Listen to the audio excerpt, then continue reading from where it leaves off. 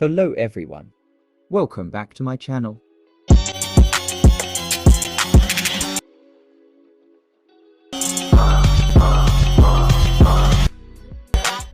Let us start. To do this trend, you need CapCut application. If you have CapCut application, click on the link given in the description below. After clicking the link, you will be directed to this page. Now click on Use Template in CapCut.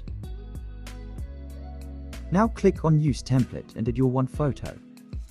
After adding your photo, click on Preview. Now check your video.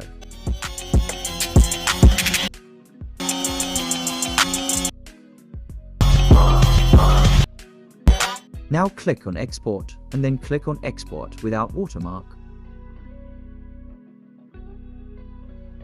Now your video is ready to share. Thanks for watching. Subscribe my channel and press the bell icon for all latest updates.